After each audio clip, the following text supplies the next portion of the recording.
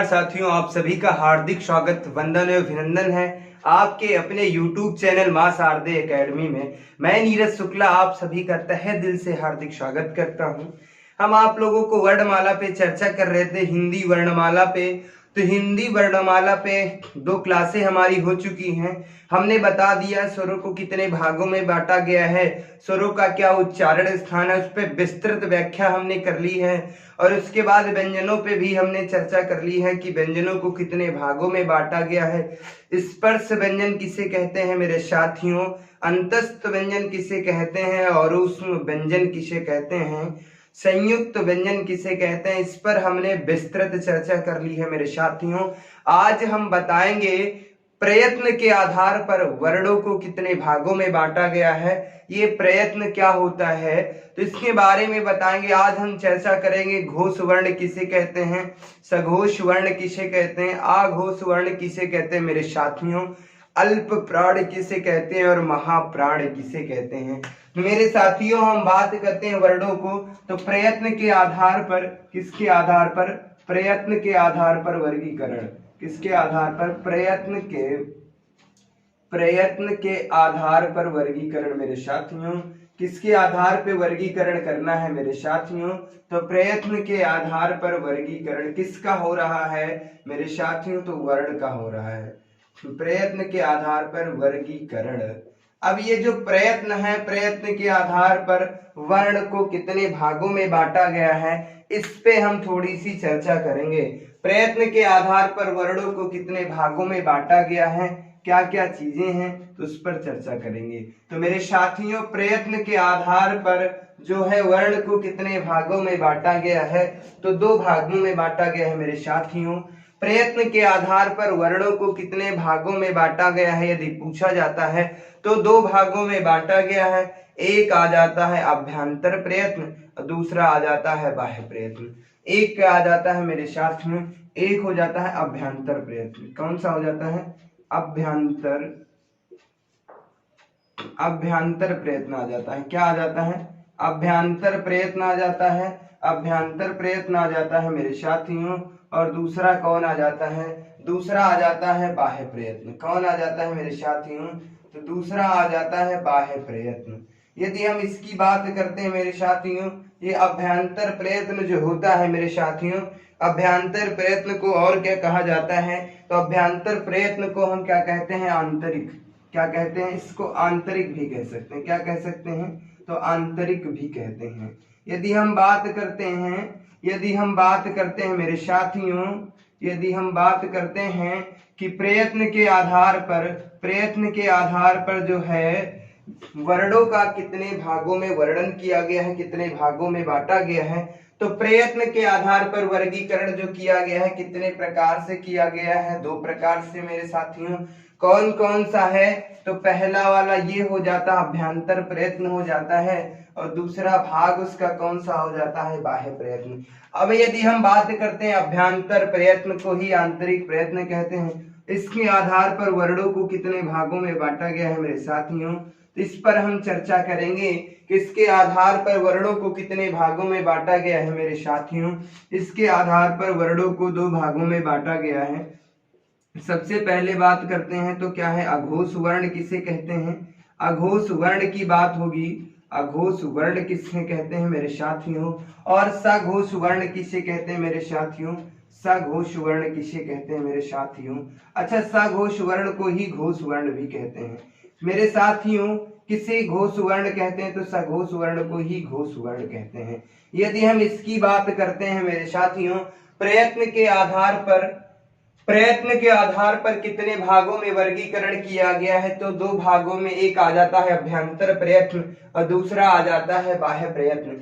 अभ्यंतर प्रयत्न को कितने भागों में बांटा गया है मेरे साथियों, तो 2 भागों में। ये कौन कौन सा हो जाता है, एक घोष वर्ण हो जाता है, एक कौन हो जाते हैं, अघोष वर्ण। अच्छा, घोष वर्ण कौन कौन से हैं और आघोष वर्ण कौन कौन से, इस पे अभी विस्तृत चर्चा करेंगे। यदि हम बाह्य प्रयत्न के आधार पर देखते हैं, तो बाह्य प्रयत्न पर इसे कितने भागों में बांटा गया है मेरे साथियों, तो बाह्य प्रयत्न के आधार पर भी 2 भागों में बांटा गया है। बाह्य प्रयत्न में भी 2 भागों में बांटा गया है। तो सबसे पहले हम क्या कहते हैं, तो सबसे पहले हम क्या कहते हैं, अल्प प्राण किसे कहते हैं, अल्प प्राण वर्ण होते हैं। और उसके बाद कौन होते हैं, महाप्राण होते हैं। क्या होते हैं, महाप्राण होते हैं। अल्प प्राण और महाप्राण वर्ण की चर्चा हम करेंगे इसमें। अल्प प्राण वर्ण और महाप्राण वर्ण, इनकी बात करते हैं मेरे साथियों। तो उम्मीद करता हूँ ये सारी चीजें समझ में आ रही होंगी, कोई दिक्कत नहीं है, क्या क्या चीजें हैं, कोई समस्या नहीं होगी। यदि हम बात करते हैं प्रयत्न के आधार पर वर्ण का वर्गीकरण किया गया है कितने भागों में मेरे साथियों, 2 भागों में। वर्ण हम इसलिए बता रहे हैं क्योंकि इनमें हमने स्वरों को भी लिया है और व्यंजनों को भी लिया है। तो अभ्यंतर प्रयत्न एक हो जाता है और एक हो जाता है बाह्य प्रयत्न मेरे साथियों। अभ्यंतर प्रयत्न को कितने भागों में बांटा गया है, तो अभ्यंतर प्रयत्न को 2 भागों में बांट दिया गया है। एक अघोष वर्ण आ जाता है और एक सघोष वर्ण आ जाता है मेरे साथियों। बाह्य प्रयत्न के आधार पर चर्चा करते हैं तो कितने भागों में बांटा गया है मेरे साथियों, तो बाह्य प्रयत्न के आधार पर भी वर्णों को कितने भागों में बांटा गया है मेरे साथियों, तो 2 भागों में बांटा गया है। अल्प प्राण आ जाता है और क्या आ जाता है, महाप्राण। उम्मीद करता हूं इतनी सारी चीजें समझ में आ रही होंगी, इतनी सारी चीजें समझ में आ रही होंगी, कोई दिक्कत नहीं है।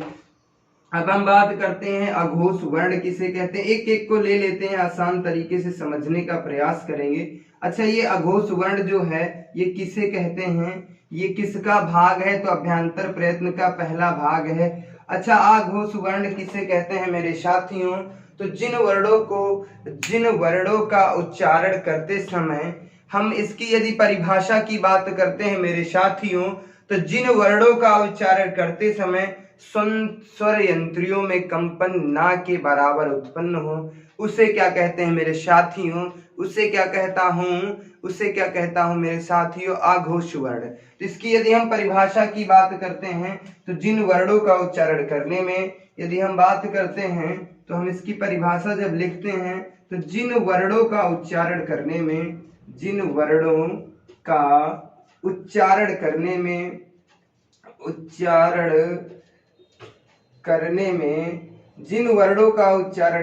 में सुर यंत्रियों का जिन वर्णों का उच्चारण करने में सुर यंत्रियों का ना के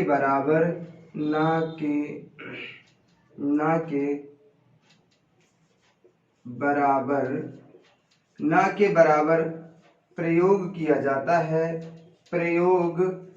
जाता है मेरे साथियों, किया जाता है, उसे क्या कहता हूं मेरे साथियों, उसे क्या कहता हूं, तो उसे अघोष वर्ण कहते हैं। क्या कहते हैं मेरे साथियों, उसे अघोष वर्ण कहते हैं।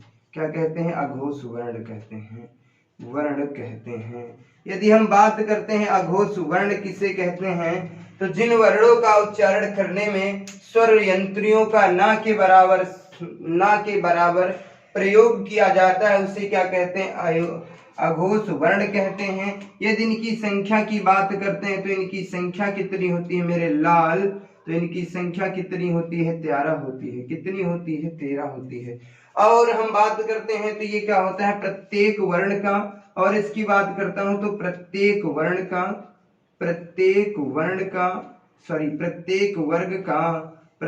वर्ग का पहला और दूसरा और उसके बाद शा और क्या हो जाता है, सा वर्ण होते हैं। यदि इनकी कुल संख्या की बात करते हैं तो कुल संख्या हमने बता ही दी है, 13 है। कौन कौन से हो जाते हैं, 10 इसमें होते हैं और 3 इसमें हो जाते हैं। इसके बारे में हम विस्तृत चर्चा कर रहे हैं। तो अघोष वर्ण क्या है, इनकी संख्या कितनी है, 13 है।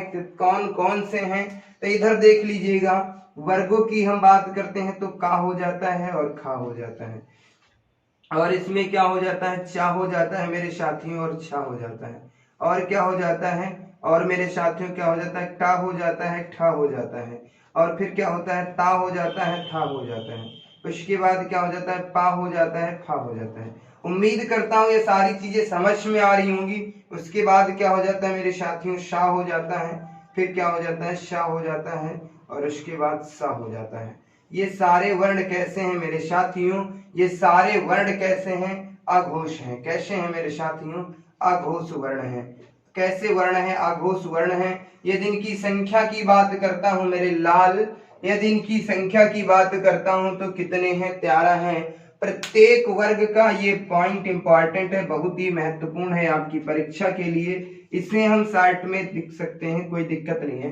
प्रत्येक वर्ग का पहला और दूसरा वर्ण, उसके बाद कौन कौन से 7 वर्ण। इनकी कुल संख्या की बात करते हैं मेरे साथियों, तो इनकी कुल संख्या कितनी है? 13 है। कौन कौन से वर्ण हैं? कितने वर्ग हैं मेरे साथियों? तो 5 वर्ग हैं। प्रत्येक के पहला और दूसरा वर्ण, तो यानी कि हर एक वर्ग से 2-2 वर्ण ले लेते हैं। तो का वर्ग से लेते हैं तो काखा हो जाता है, चा वर्ग से लेते हैं तो चाचा हो जाता है, टा वर्ग से लेते हैं टाठा हो जाता है।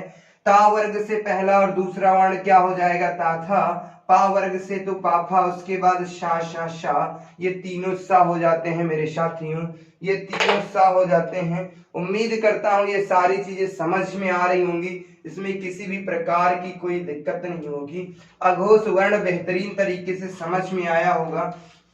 अब हम चर्चा करते हैं सघोष वर्ण किसे कहते हैं मेरे साथियों, उस पे भी चर्चा कर लेते हैं थोड़ी सी। इसका जो दूसरा भाग है मेरे साथियों, इस पर भी हम चर्चा कर लेते हैं। यदि इस पे हम चर्चा करते हैं सघोष वर्ण किसे कहते हैं मेरे लाल, मेरे साथियों, तो हम इस पे भी चर्चा करते हैं सघोष वर्ण किसे कहते हैं। सघोष ये दूसरा भाग है, इसे क्या कहता हूं मेरे साथियों? इसे क्या कहते हैं? सघोष भी कहते हैं। और इसे क्या कहता हूं और मेरे साथियों क्या कहते हैं? घोष। सघोष या घोष वर्ण, ठीक है। इस पे हम थोड़ी सी चर्चा करेंगे मेरे साथियों। तो इसे क्या कहते हैं? तो जिनका उच्चारण करने में स्वर यंत्रियों का सहारा लेना पड़ता है। तो हम बात करते हैं इसकी परिभाषा की। तो जिनका उच्चारण करने में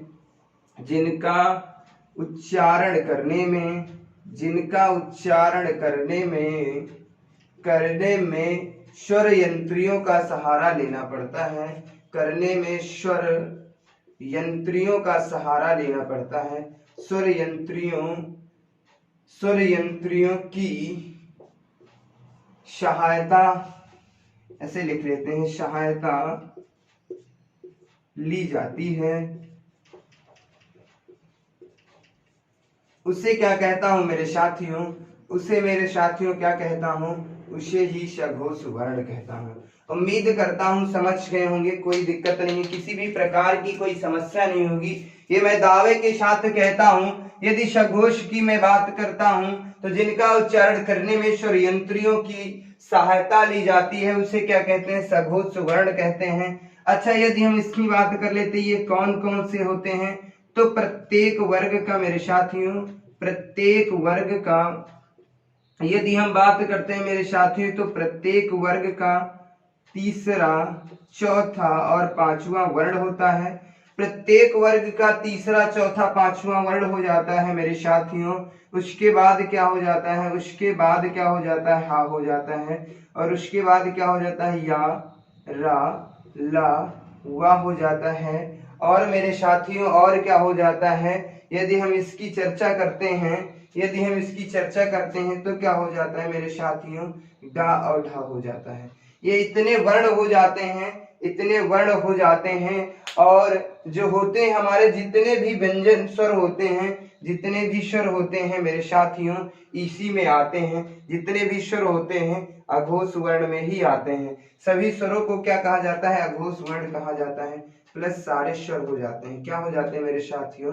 प्लस सारे स्वर हो जाते हैं। उम्मीद करता हूं ये सारी चीजें समझ में आ रही होंगी कि सघोष वर्ण में क्या क्या चीजें आती हैं। तो सघोष वर्ण में प्रत्येक वर्ग का तीसरा, चौथा, पांचवा वर्ण आ जाता है। उसके बाद क्या आ जाता है? हा आ जाता है, या, रा, ला, वा, ये 4 आ जाते हैं। ये 4 वर्ण आ जाते हैं मेरे साथियों।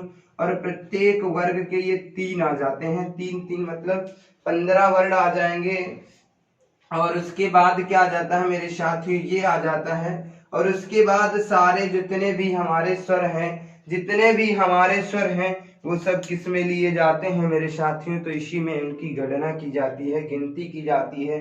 तो स्वरों को पूछा जाए स्वरों को क्या कहा जाता है मेरे साथियों, तो स्वरों को क्या कहा जाता है, या घोष भी कहा जाता है और घोष भी कहा जाता है। यदि इन वर्णों पर चर्चा करते हैं तो कौन कौन से वर्ण हैं, कौन कौन से वर्ण हैं, तो पहले वर्ग की हम बात कर लेते हैं। तो पहले वर्ग में क्या हो जाएगा, घा और अंगा हो जाएगा। उसके बाद इसमें क्या होगा, चा छा जा झा और क्या हो जाएगा, इया हो जाएगा। और इसमें क्या हो जाएगा, टा ठा नहीं हो जाएगा, डा ढा और डा हो जाएगा। और उसके बाद क्या होगा, ता था दा धा और क्या हो जाएगा मेरे साथियों, ना हो जाएगा।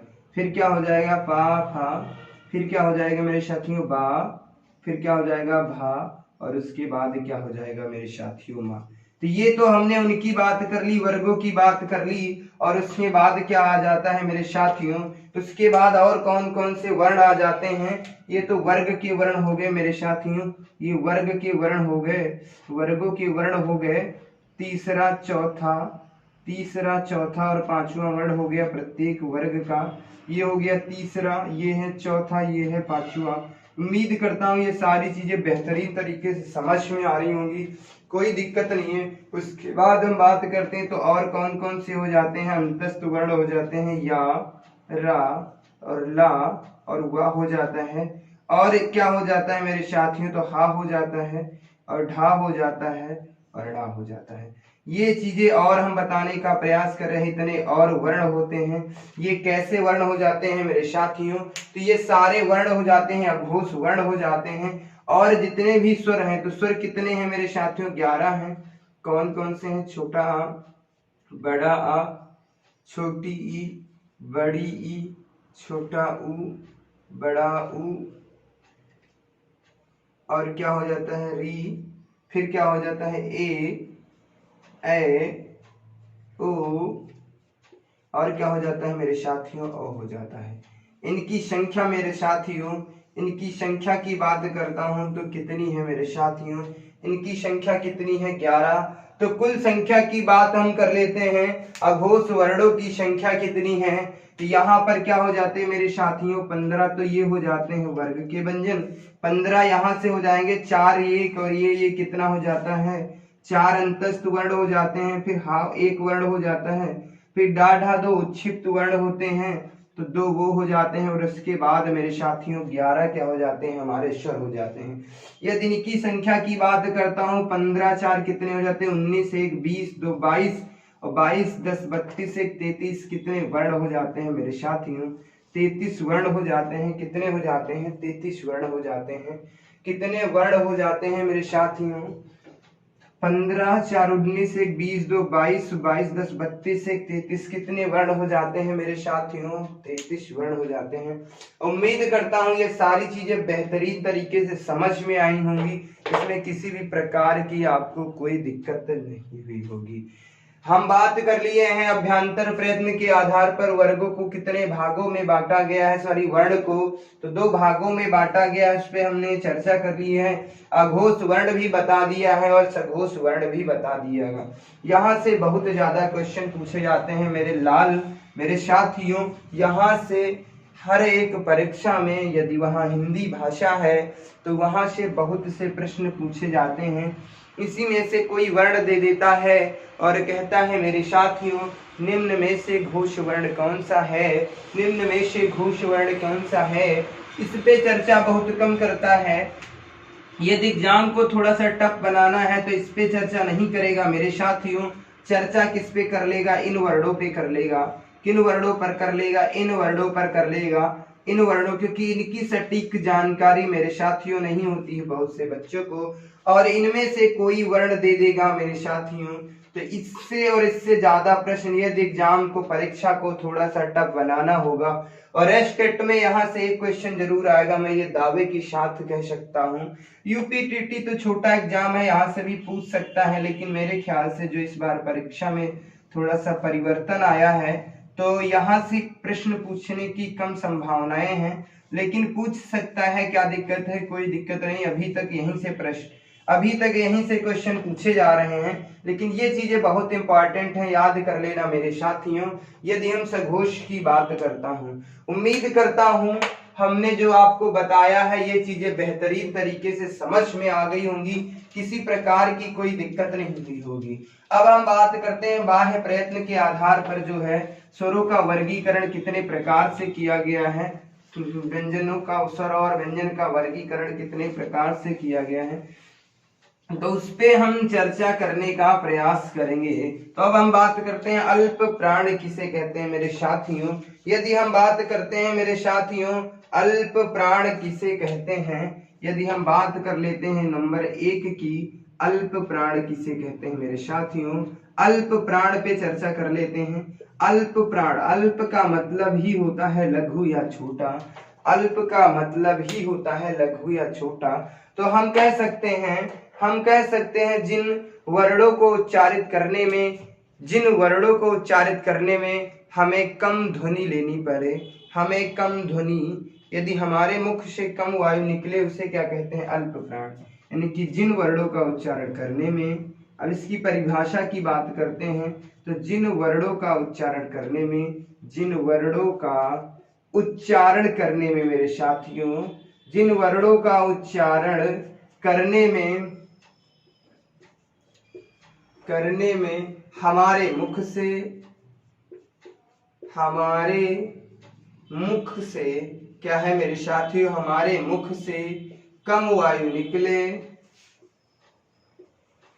कम वायु या अल्प वायु कह सकते हैं, या अल्प वायु निकले, अल्प वायु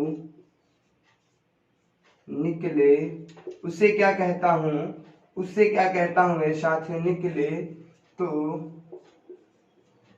निकलती है, निकलती, अल्प वायु निकलती है, निकलती है, उसे क्या कहता हूं मेरे साथियों, उसे क्या कहता हूं मेरे साथियों, तो उसे ही क्या कहते हैं मेरे साथियों, उसे ही क्या कहते हैं हम अल्प प्राण। अच्छा, इसका मतलब ये जो डैश डैश का मतलब है, इसका हम ये चीजें लिखते हैं, ये वाला जो पूछा जा रहा है। तो हम बात करते हैं यदि अल्प प्राण की, तो जिन वर्णों का उच्चारण करने में हमारे मुख से कम वायु निकले, यदि हमें हमारे मुख से क्या कम वायु निकले, उसे क्या कहता हूं मेरे साथियों, उसे क्या कहता हूं अल्प प्राण। अल्प प्राण की यदि हम बात करते हैं तो जितने भी स्वर हैं सारे क्या हैं अल्प प्राण। तो सबसे पहले क्या हो जाते हैं, स्वर हो जाते हैं, और उसके बाद क्या हो जाता है प्रत्येक वर्ग का, यदि हम इसकी बात करता हूं तो प्रत्येक वर्ग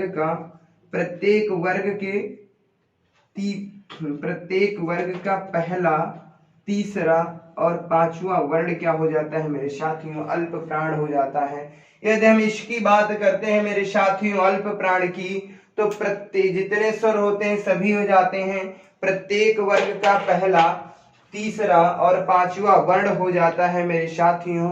और भी कौन कौन से हो जाते हैं अभी चर्चा कर रहे हैं उस पे।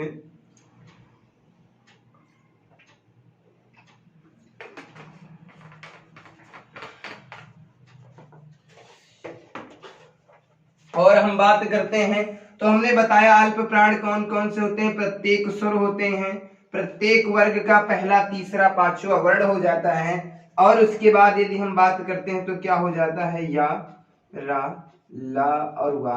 ये जो हमारे अंतस्थ वर्ण हो जाते हैं, ये प्रत्येक अंतस्थ वर्ण क्या होते हैं अल्प प्राण हो जाते हैं। और उसके बाद यदि हम बात करते हैं, उसके बाद बात करते हैं तो एक ये हो जाता है, ढा हो जाता है। इतने सब मेरे क्या हैं, इतने सब क्या है मेरे साथियों, इतने सब क्या है मेरे साथियों, ये अल्प प्राण है। और एक ये हो जाता है, कौन सा हो जाता है, अंग हो जाता है। ये भी कैसा है मेरे साथियों, ये भी कैसा है, अल्प प्राण है। तो इस पे चर्चा कर रहे थे, तो जितने भी हमारे स्वर हैं मेरे साथियों वो क्या है, अल्प प्राण है। अच्छा, इसमें बताया था कि जितने हमारे स्वर हैं वो कैसे हैं मेरे साथियों, तो वो सारे स्वर जो थे कैसे थे, घोष थे या अघोष थे। और यदि हम बाह्य प्रयत्न के आधार पर चर्चा करते हैं तो सभी स्वर्ण किसमें आ जाते हैं, सभी स्वर जो आते हैं अल्प प्राण में आते हैं। और उसके बाद सभी स्वर हो जाते हैं, प्रत्येक वर्ग का पहला, तीसरा, पांचवा वर्ण हो जाता है। और अंतस्थ वर्ण जो होते हैं वो सब कैसे होते हैं मेरे साथियों, तो अल्प प्राण ही होते हैं। और ये ढा होता है और उसके बाद अह होता है। अंग होता है, आ नहीं होता है, माफ कीजिएगा। यदि हम इन वर्णों की चर्चा कर लेते हैं तो सबसे पहले स्वरों की बात कर लेता हूं मेरे साथियों। तो स्वर कितने होते हैं? 11 होते हैं, सबको पता है। आ, ऐसे भी हम पढ़ सकते हैं, आ ई पढ़ने का यही शुद्ध तरीका है। उ और उसके बाद क्या हो जाता है? री, ए और उसके बाद क्या हो जाता है? ओ। फिर क्या क्या हो जाता है? ओ। यदि हम स्वरों की बात करते हैं मेरे लाल मेरे साथियों, तो इतने स्वर हो जाते हैं। इनकी संख्या कितनी है मेरे साथियों? तो इनकी संख्या कितनी है मेरे साथियों? 11 हो जाती है। और यहाँ पर आह भी आ जाता है। क्या आ जाता है? आह भी हो जाता है। तो इसकी संख्या भी कितनी हो जाती है? 1 हो जाती है। इसको हम अलग से काउंट करेंगे। और अब हम बात करते हैं तो वर्गों की जो हम चर्चा करते हैं तो हो जाता है का और गा, अंगा हो जाता है। और उसके बाद यहीं पर हो जाता है चा, जा और इया हो जाता है। यदि हम और बात करते हैं तो टा, डा और डा हो जाता है। उसके बाद क्या हो जाता है? ता, दा, ना हो जाता है। उसके बाद तादा ना हो जाता है। उसके बाद क्या हो जाता है? पा, बा और उसके बाद क्या हो जाता है? माँ। यदि हम इनकी बात कर रहे हैं मेरे साथियों, तो वर्गों की जब हमने चर्चा करी है मेरे साथियों, मेरे लाल वर्गों की संख्या 4 बात कर ली है, तो मेरे साथियों कितने हो जाते हैं? 15 वर्ण हो जाते हैं।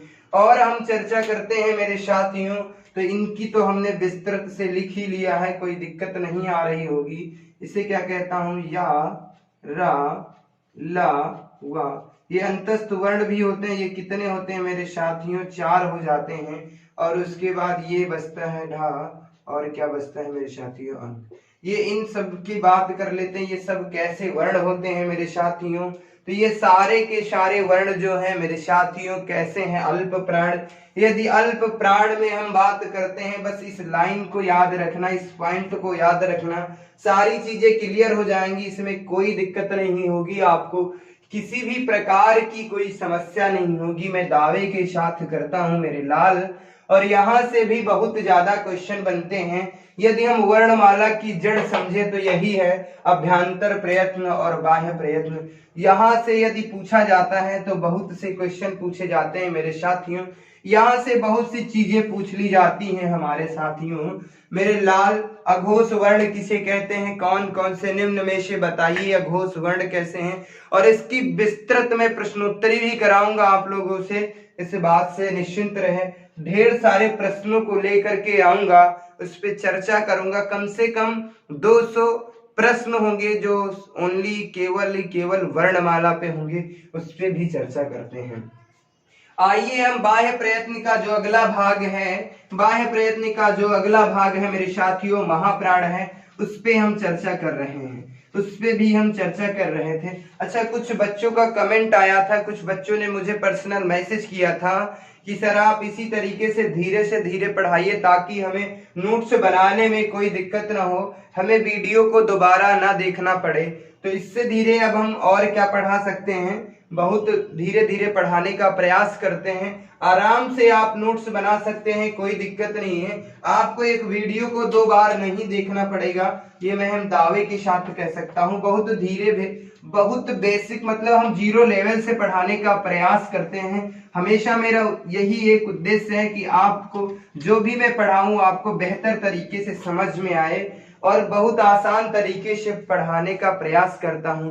तो मैं उन साथियों से निवेदन करता हूं कि आप साथ में नोट्स बना लीजिएगा, कोई दिक्कत नहीं होगी, किसी भी प्रकार की कोई समस्या नहीं होगी। बहुत धीरे पढ़ाने का मैं प्रयास करता हूं और उम्मीद करता हूं आपको कोई दिक्कत नहीं हो रही होगी। इस वीडियो में भी हम बात करते हैं महाप्राण।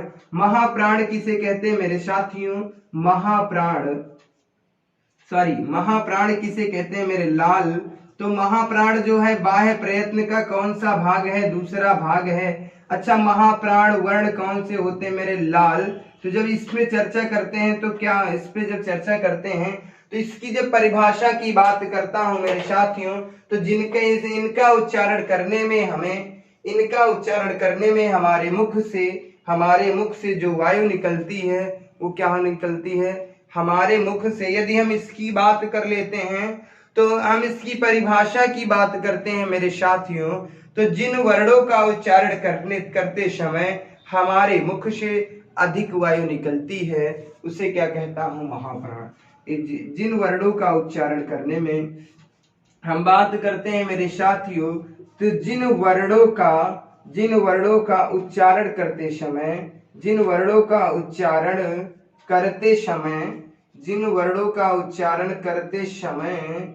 हमारे मुख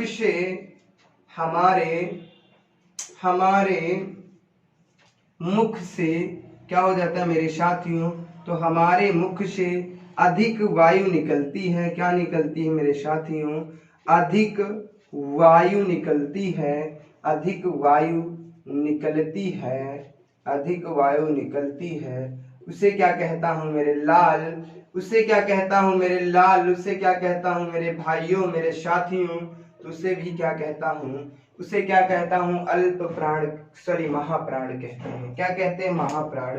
यदि हम महाप्राण की बात करते हैं तो जिन वर्णों का उच्चारण करते समय हमारे मुख से अधिक वायु निकलती है उसे क्या कहता हूं मेरे साथियों महाप्राण कहता हूं। यदि हम इसकी बात कहते हैं तो प्रत्येक वर्ग का, तो क्या होता है प्रत्येक वर्ग का मेरे लाल, प्रत्येक वर्ग की जब हम बात करता हूं तो दूसरा और चौथा वर्ण हो जाता है और उसके बाद क्या हो जाता है मेरे साथियों, तो क्या हो जाता है शा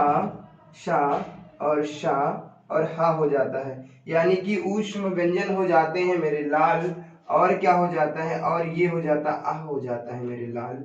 और यदि हम इसकी बात करते हैं मेरे साथियों तो इसमें कितने वर्ण हो जाते हैं, इसमें कितने वर्ण हो जाते हैं, तो यही वर्ण होते हैं। प्रत्येक वर्ग का कौन कौन सा वर्ण होता है मेरे लाल, तो इस पे जब हम चर्चा करते हैं इन वर्णों को याद रखना है मेरे दादा मेरे भाइयों। यदि हम इसकी बात करते हैं, यदि इसकी बात करते हैं, इस वाली लाइन को जरूर याद रखना, तो प्रत्येक वर्ग का दूसरा और चौथा वर्ण याद रखना मेरे लाल। और उसके बाद शा हा, जो ऊष्म व्यंजन होते हैं वो भी कैसे होते हैं मेरे साथियों, वो भी महाप्राण होते हैं। और ये आ कैसा वर्ण है मेरे साथियों, तो आ की बात करता हूं तो ये भी महाप्राण है।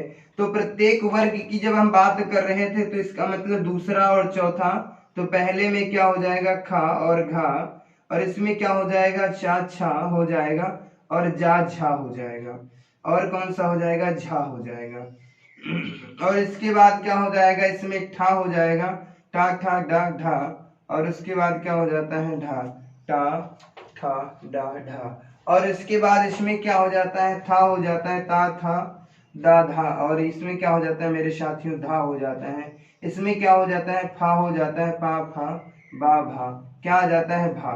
अच्छा, इसका उच्चारण करने में मुझे लगता भी है कि अधिक समय लगता है। का उच्चारण करने में हमारे मुख से कम वायु निकलती है, लेकिन जैसे ही हम खा का उच्चारण करते हैं मेरे लाल तो हमारे मुख से क्या निकलती है अधिक वायु निकलती है। और उसके बाद हम बात करते हैं मेरे साथियों, तो ऊष्म व्यंजनों की बात करता हूँ शा और हा, इसका भी उच्चारण करने में अधिक समय लग रहा है, तो इसका मतलब भी ये महाप्राण है। और उसके बाद आह की बात जब करता हूँ तो ये भी कैसा वर्ण है मेरे साथियों, तो ये भी महाप्राण है।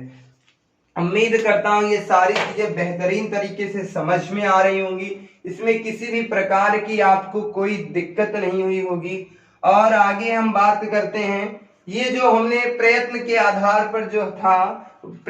आधार पर जो वर्णों का वर्गीकरण था उस पे हमने बेहतरीन तरीके से आपको समझाने का प्रयास किया है। उम्मीद करता हूँ ये सारी चीजें आपको बेहतर तरीके से समझ में भी आई होंगी। और वर्णमाला में अब कुछ चीजें बची हैं तो उसकी भी चर्चा कर लेंगे। आज हम वर्णमाला को कंप्लीट कर देंगे और उसके बाद कल मिलेंगे आपको एक नई कक्षा के साथ, एक नए टॉपिक के साथ। हम आपको पढ़ाएंगे संधि। जैसा कि हमने बताया भी था, आप सभी से चर्चा की थी कि प्रतिदिन आपको 4 घंटे कक्षाएं मिलेंगी। 1 घंटे हिंदी की, सबसे पहले हिंदी की कक्षा होती है, उसके बाद सीडीपी की, उसके बाद मैथ की क्लास होती है। कल किसी कारणवश संस्कृत की क्लास नहीं हो पाई थी, तो आज संस्कृत की क्लास भी होगी। इस बात से आप निश्चिंत रहिए, कोई दिक्कत नहीं होगी। प्रतिदिन आपको कक्षाएं मिलेंगी और 3 महीने में आपका पूरा सिलेबस कंप्लीट हो जाएगा। आप 15 से 20 दिन हमसे पढ़ के देखिए, फिर आपको खुद ही लगेगा कि जो अब तक हमने पढ़ा था, जो अब पढ़ रहे हैं, उसमें बहुत बड़ा अंतर है मेरे साथियों। बेहतर चीजें मैं बताने का प्रयास करता हूं, बेहतर से बेहतर चीजें इसलिए बताने का प्रयास करता हूं जो आपकी परीक्षा के लिए अत्यंत उपयोगी हैं और बहुत ही महत्वपूर्ण हैं। हमने अभी तक जो वर्णमाला पे चर्चा करी है, जितनी चर्चाएं कर ली है, यहां से एक भी क्वेश्चन बाहर नहीं जाएगा।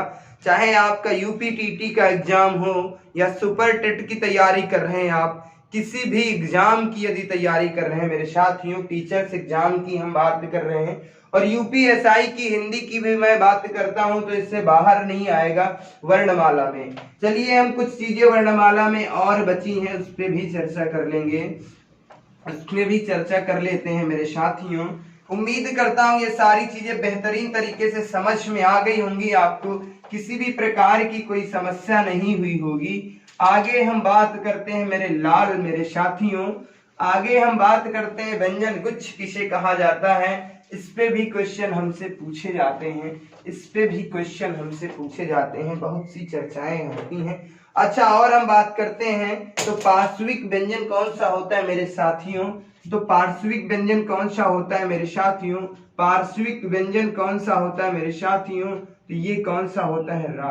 और लुंठित वर्ण क्या हो जाता है, पार्श्विक व्यंजन क्या हो जाता है, सॉरी माफ कीजिएगा, तो ये व्यंजन कौन सा हो जाता है, ला हो जाता है। और उसके बाद हम बात करते हैं लुंठित वर्ण क्या हो जाता है, लुंठित वर्ण क्या हो जाता है, लुंठित वर्ण की हम बात करते हैं मेरे साथियों।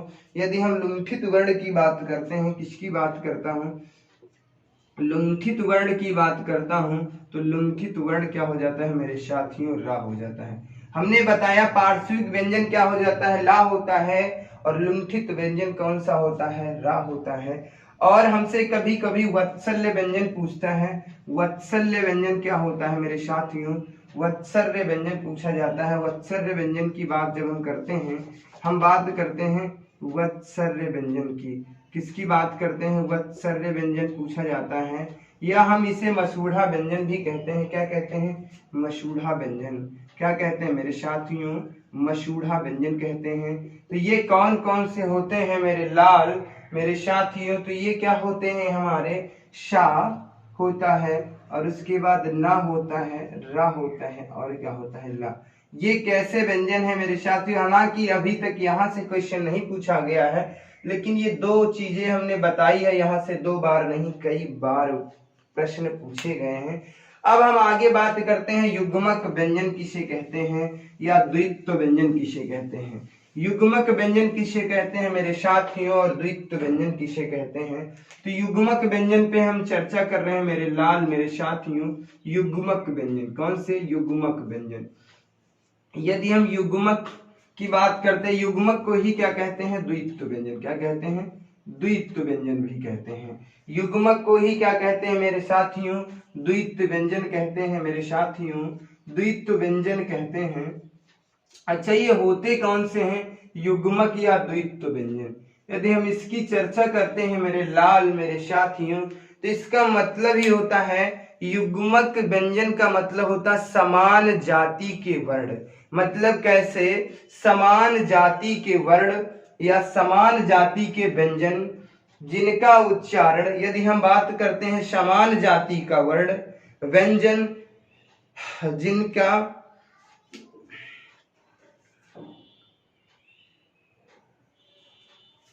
यदि हम इसकी बात कर लेते हैं मेरे साथियों, यदि इसकी हम बात करते हैं, तो ये क्या होते हैं, समान जाति के वर्ण, समान जाति के वर्ण किसके होते हैं, समान जाति के वर्ण होते हैं। एक ही जाति के वर्ण होंगे। और हम बात करते हैं एक इसमें व्यंजन जो होता है, एक स्वर रहित व्यंजन होता है, समान जाति के व्यंजन। एक इसमें व्यंजन कैसा होता है, एक व्यंजन स्वर रहित होता है, स्वर रहित व्यंजन होता है, पहला जो होता है स्वर रहित व्यंजन होता है मेरे साथियों। और दूसरा व्यंजन जो होता है मेरे लाल, जो दूसरा व्यंजन होता है इसका, पहला व्यंजन क्या होता है, स्वर रहित होता है, और दूसरा व्यंजन क्या होता है मेरे साथियों, तो स्वर सहित व्यंजन होता है। यदि हम पहले व्यंजन की बात करते हैं तो पहला व्यंजन क्या होता है, सबसे पहली बात करते हैं तो ये समान जाति के वर्ण होते हैं, समान जाति के व्यंजन होते हैं। पहला व्यंजन इसका क्या होता है, स्वर रहित होता है, दूसरा व्यंजन क्या होता है, स्वर सहित होता है। यदि हम इसके पर एग्जाम्पल की बात करते हैं, उदाहरणों की बात करते हैं, तो जैसे कि होता है दिल्ली, क्या हो जाता है मेरे साथियों, दिल्ली हो जाता है, और फिर क्या होता है, बिल्ली हो जाता है, क्या हो जाता है, दिल्ली हो गया, बिल्ली हो गया, और कल्ली हो गया, क्या हो गया मेरे साथियों, कल्ली हो गया, और लल्ली हो गया, क्या हो गया मेरे साथियों, लल्ली हो गया, और पल्ली हो गया, और बहुत से वर्ण आ जाते हैं मेरे साथियों, बहुत से वर्ण आ जाते हैं। तो यदि हम इनकी बात करते हैं, यदि हम इनकी बात करते हैं, और क्या बात करता हूं, तो पप्पू हो जाता है, पप्पू हो जाता है, और हम बात करते हैं तो क्या हो जाता है, गप्पू हो जाता है। यदि हम इनकी बात करते हैं तो हमने एक चीज बताई थी, समान जाति के वर्ण हैं। तो भैया ये दोनों वर्ण कैसे हैं, समान जाति के वर्ण है। पहला वर्ण जो है स्वर रहित वर्ण है, कैसा है, स्वर रहित वर्ण है। स्वर रहित का मतलब है आधा वर्ण जो होता है, ये जो होता है इसमें स्वर नहीं लगा होता है, और ये जो ला है इसमें क्या है, इसमें स्वर लगा हुआ है, क्योंकि जो होता है इसमें स्वर छिपा होता है। यदि हम इसका विभाजन करते हैं तो ला प्लस छोटा आ में होता है। उम्मीद करता हूं ये सारी चीजें हम बता चुके हैं, इसमें कोई दिक्कत नहीं होगी। तो पहला कैसा वर्ण है मेरा, स्वर रहित है, और दूसरे वर्ण इस ला की बात करता हूं तो कैसा है, स्वर सहित वर्ण है। कैसा है मेरे साथियों, स्वर सहित है। उम्मीद करता हूं ये सारी चीजें समझ में आ रही होंगी। इसमें भी ऐसे स्वर रहित है, ये स्वर सहित है। रहित के लिए हम ये लाइन खींच रहे हैं, और सहित के लिए ऐसे ही गोल कर रहे हैं। ये कैसा है, स्वर रहित है, स्वर रहित है, और ये कैसा है मेरे साथियों, तो स्वर सहित है। उम्मीद करता हूं ये भी समझ गए होंगे, कोई दिक्कत नहीं होगी, किसी भी प्रकार की कोई दिक्कत नहीं होगी। अब हम बात करते हैं, यहीं पर हम और एक उसकी बात कर लेते हैं। कुछ और चीजें पूछी जाती हैं मेरे साथियों, कुछ और चीजें पूछी जाती हैं तो उसकी भी बात करते हैं मेरे साथियों। अच्छा, गुच्छ व्यंजन किसमें कहते हैं, गुच्छ व्यंजन किसे कहते हैं, या व्यंजन गुच्छ भी कहा जाता है। गुच्छ व्यंजन किसे कहते हैं मेरे लाल, गुच्छ व्यंजन किसे कहते हैं, तो गुच्छ व्यंजनों पे जब हम चर्चा करते हैं मेरे साथियों, तो गुच्छ व्यंजनों का मतलब ही होता है असमान जाति। क्या मतलब होता है, असमान जाति। क्या होता है, असमान जाति। क्या होता है, असमान जाति के वर्ण होते हैं। कैसे होते हैं मेरे साथियों, तो इनकी हम बात करते हैं, ये असमान जाति के वर्ण होते हैं। इनकी जाति जो होती है समान नहीं होती है। और एक व्यंजन क्या होता है, एक व्यंजन स्वर रहित होता है, एक व्यंजन स्वर रहित होता है, स्वर रहित व्यंजन होता है मेरे लाल, मेरे साथियों। और दूसरा व्यंजन जो होता है, दूसरा व्यंजन जो होता है स्वर सहित होता है। क्या होता है, स्वर सहित व्यंजन होता है। वही चीजें हैं, कोई दिक्कत नहीं होती, बस इसमें और उसमें अंतर क्या होता है, वो समान जाति के वर्ण होते हैं, मतलब वही वर्ण दो बार रिपीट होते हैं। और इसमें क्या होता है, असमान जाति का वर्ण होता है। जैसे कि होता है, इसके उदाहरण की बात करता हूं तो जैसे होता है अच्छा, अच्छा, कक्षा, अच्छा हो गया, कक्षा हो गया। और यदि हम इसकी बात करते हैं, अट्ठा हो गया, क्या हो गया, अट्ठा हो गया, क्या हो गया मेरे साथियों, अट्ठा हो गया। अच्छा, एक चीज हम इसमें देख रहे हैं, तो ये हमारा जो उच्चारण स्थान होता है वही होता है, समान होता है। ये स्वर रहित वर्ण है मेरे लाल, और ये कैसा है, स्वर सहित वर्ण है। ये तो चीजें समझ में आ रही होंगी। अच्छा, यहाँ पर ये भी दिख रहा होगा, ये दोनों असमान जाति के वर्ण हैं, चा और छा समान नहीं है, लेकिन इन दोनों का जो उच्चारण स्थान है, उन दोनों का जो उच्चारण स्थान है मेरे लाल, मेरे साथियों, उच्चारण स्थान क्या है, समान है। अच्छा, उच्चारण स्थान क्या है, समान है। कभी कभी क्या होता है, इनका उच्चारण स्थान भी समान नहीं होता है। इसमें भी क्या है, उच्चारण स्थान इसका भी समान है, इसका भी एक ही है। उच्चारण स्थान इसमें भी समान होता है। उम्मीद करता हूं ये सारी चीजें बहुत अच्छे समझ में आ गई होंगी। इससे और क्या कहते हैं, इसी को क्या कहते हैं, तमोगुण व्यंजन भी कहते हैं। क्या कहते हैं मेरे साथियों, तमोगुण व्यंजन किसे कहते हैं, तमोगुण व्यंजन इसे ही कहते हैं मेरे लाल। क्या कहते हैं? तमोगुण व्यंजन किसे कहते हैं? तो व्यंजन गुच्छ को ही तमोगुण व्यंजन कहते हैं। आज की क्लास तक हमने जो भी पढ़ा है, आज की क्लास में आज हमने सारे वर्णमाला से जितने भी प्रकार के क्वेश्चन बन रहे थे उन्हें मैंने कंप्लीट करा दिया है। कोई दिक्कत नहीं होगी। जितना हमने वर्णमाला पे आपसे चर्चा करी है, जो भी हमने बताने का प्रयास किया है, इससे बाहर कुछ भी नहीं आएगा। बस यदि आपको पढ़ना है तो इसी का रिवीजन कीजिएगा, अभ्यास कीजिएगा। यदि हम वर्णमाला पे एक थोड़ी सी बात कर लेते हैं वर्णमाला पे, तो वर्णमाला में कितने वर्ण हैं इस पे बात करते हैं। तो वर्णमाला में वर्णों की संख्या कितनी है? तो वर्णमाला में वर्णों की संख्या कितनी है? 52 है। स्वर की संख्या मेरे साथियों कितनी है? तो स्वर की संख्या 11 है। कितनी है? 11। और हम बात करते हैं, यदि हम बात करते हैं मेरे साथियों, अयोगवाह की संख्या कितनी है? अयोगवाह की संख्या कितनी है? अयोगवाह की संख्या कितनी है मेरे साथियों? तो कितनी है? 2 है। व्यंजन की बात करते हैं, यदि हम व्यंजन की बात करते हैं मेरे साथियों, तो व्यंजन को हम 2 भागों में बांट देते हैं। तो व्यंजन की जब हम बात करते हैं तो हमारे मूल व्यंजन हो जाते हैं। मूल व्यंजनों की संख्या कितनी है? 33 है। और कुल व्यंजन जो हो जाते हैं, कुल व्यंजन कितने हैं? 42 हैं।